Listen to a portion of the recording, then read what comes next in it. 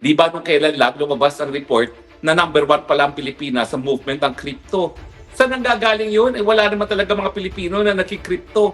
Ang duda ko, gumagalaw ngayon ang nakaw na yaman ng mga Marcoses na ninakaw panahon pa ng martial law. At siyempre, lalong lumalago dahil sa mga nababalitang mga pagnanakaw na nangyayari ngayon sa gobyerno ni Marcos, kasama na yung sinabi ni Zaldico na sa 2025 budget, 100 billion ang insertions ng ating presidente at siya mismo nag-deliver ng 25 billion.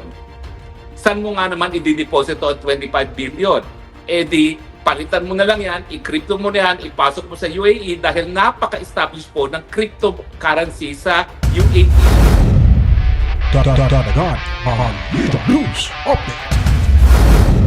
So, ano ang kinalaman ni Bangag dyan? Well, unang-una po, yung mga Pilipino, patuloy naman po nilang kukunin ng mga Pilipino whether or not magkaroon ng special agreement. Dahil ang pinirmahan po nila doon ay yung CEPA, yung parang free trade agreement between the Philippines and UAE. Pero ano ba ibig sabihin ng free trade na yan? Eh halos wala namang kalakalan sa panig ng Pilipinas at ng UAE. Sa katunayan, ang exports po ng Pilipinas to UAE ay $300 million lamang a year. Samantala mas marami tayong inaangkat sa UAE dahil nga meron silang langis, ang inaangkat natin 1.5 billion. Ang intention ba nila ay para tumaas ang napakaliit na kalakalan? Siguro. Pero hindi talaga sa atin importante ang free trade zone sa panig ng Pilipinas at ang UAE dahil hindi naman major trading partner ang UAE. Kaya nga nag-iisip ako, anong tunay na dahilan na ilang beses nang balik-balik ang mag-asawang Marcos sa UAE? Well, para maintindihan niyo po, lahat ngayon ng mga mayayaman sa daigdig ay nasa UAE. Bakit? Kasi ang UAE po ngayon ang bagong London. Dati po ang London, lahat ng mga mayayamang mga Arabo nagpupunta dyan kasi po malaya sila nakakadeposito ng kanilang kayamanan sa London. At ang garantiya ng London, hindi namin paghihimasukan ang inyong mga pera. Ganyan po ngayon ang negosyo ng UAE. Bukod pa doon sa pagiging transportation hub niya, siya ay ngayon ay major finance center para sa mga mayayaman. In fact, kung titignan ninyo kung ano mga paboritong lugar na tinitirahan ngayon ng mga filthy rich, Dubai po is number one. At kung titignan nyo rin yung mga listahan ng pinakamahal na mga lugar na bisitahin sa daigdig, Dubai is also number one. Kasi dahil nga po sa dami ng mga pera at mga bilyonaryo na naninirahan ngayon sa UAE, talaga pong ang branding ng UAE tourism is for the ultra-rich. Talaga naman pong nung minsan, ako'y nakabisita dyan, no? Ako'y first time nakakain ng ginto. Mantakin ninyo sa isang restaurant, kasama sa menu, kakainin mo ay ginto. Nakakain po ako noon. Dahil naimbitahan ako ng isang member ng royal family. No? Alam nyo na, si Harry Roque hindi po sosyal. Pero dahil ako naman po ay ang aking larangan ng international law, yung international law contacts ko naman po nagbubukas ng pinto. Kasi yung mga royalties naman ng mga Arabong countries, lahat po yan ay nakapag-aral sa mga magagandang universidad na pinag-aralan ko din. At pangalawa, pareho din kami ng interes sa international law. No? Kaya marami tayong nagiging contacts. At God is good. Miski hindi tayo sosyal, miski hindi tayo mayaman, nabubuksan naman mga pintuan ng mga mayayaman, lalong-lalo na dyan sa UAE. Dahilan kung bakit dyan nga po ako nanirahan ng 6 na buwan. So, ibig sabihin, ang UAE, ang importansya ngayon ng UAE, hindi lang dahil siya ay oil exporter, hindi lang dahil siya ay pinagtatrabuhan ng mga Pilipino, kundi siya ngayon ay center of international finance, lalong-lalo na ng mga mayayaman. At hindi lang po yan. Ang pinakamarami mga bilyonaryo ngayon nakatira sa Dubai, kaya naman kilala ang Dubai bilang pinakamahal na destinasyon for tourism, ay mga Ruso. Halos lahat po ng mga bilyonaryong Ruso ay narariyan na ngayon sa Dubai.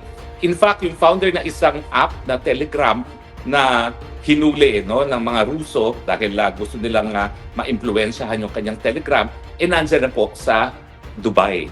At halos lahat po ng mga natatanggal na mga presidente pag nagkakaroon ng revolusyon, gaya nung Prime Minister ng Thailand, si Thaksin, dyan po nanirahan yan sa Dubai. Yung dating presidente ng Bangladesh, kailan lamang natanggal, nandyan po yan sa Dubai. So, ibig sabihin, hindi lang yung mga mayayamang Rusong na pupunta dyan sa Dubai, yung mga natatanggal pang mga leader at aminin at hindi, yung mga mayayaman na hindi natin alam kung saan nanggagaling ang kanilang pera. Dahil nga ang dami-daming mga bilyonaryo na dyan sa Dubai, mas hindi po sila stricto sa pagbubukas ng mga accounts ng mga tao at hindi na tinitignan kung saan galing ang pera. Otherwise, bakit napakadaming mga Ruso na nagdedeposito ngayon dyan? Alam naman natin na napaka-aktibo ng mga Ruso, lalong-lalo na yung mga mafia-type Russian organizations. No? Ibig sabihin po, center also ng international finance at yan ang dahilan kung bakit maraming mga mayayaman na hindi mo alam sa kinukuha ang pera ay nandyan ngayon sa Dubai. So ako naman, malikot lang ang utak ko. Talagang baliwala po sa atin yung free trade agreement ng Pilipinas at UAE dahil napakaliit ng kalakalan sa panig na ating dalawang bansa. At sa totoo lang, kilala ko naman kung sino yung ating sugo dyan, hindi naman yan talaga priority ng ating sugo dyan. Ang priority talaga natin ay dapat makakuha ng mga investments galing siguro sa UAE sa Pilipinas, pero bakit ang inuna natin ay free trade agreement sa isang bansa na wala naman tayong halos kalakalan?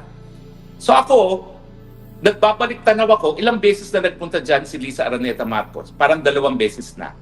Si Marcos, ilang beses na rin. Parang pangalawang beses na rin niya ito.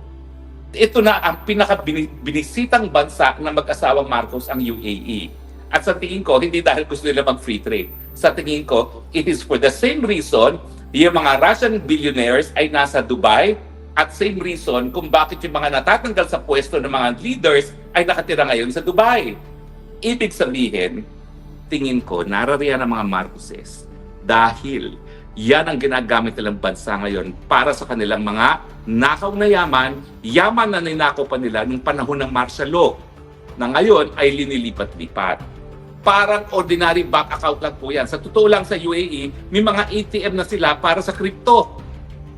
So sa tingin ko po, hindi free trade agreement ang habol ng mga Marcoses, kung hindi ang kanilang nakaw na yaman, baka narariyan na ngayon po sa UAE. Gaya ng mga pera ng mga bilyonaryo na hindi natin alam kung saan nanggaling ang kanilang mga kayamanan. At syempre, baka nakakaamoy ng mga Marcoses na baka mamaya gaya ni Thaksin, gaya ng Prime Minister ng Bangladesh na natanggal, na talagang sinunog yung Presidential Palace, no? At tumakbo siya sa Dubai, baka dyan din tatakbo mga Marcos. Dahil alam ko naman, kayong mga Pilipino, may hangganan ng inyong pasensya. At darating na ang panahon, at sa tingin ko malapit na yan, na magagalit ng tuluyan ng Pilipinas, negative 27 na nga ang kanyang approval rating, at 94% ay naniniwala na lantaran na talaga ang korupsyon sa Pilipinas, darating ang panahon na baka gaya ko ang mga Marcoses dyan tatakbo sa Dubai. Kaya narariyan na ang kanilang mga tinatagong yaman na sigurado ako na hindi nang galing sa kanilang hirap. Dahil ako isang drug addict na hindi man lang nakatapos ng college, walang kakayahan gumawa ng sariling pera. Kung hindi manahin ang nakaw na yaman at magpayaman palalo dahil sa mga bagong nakaw na yaman galing sa mga flood control projects. Iba po?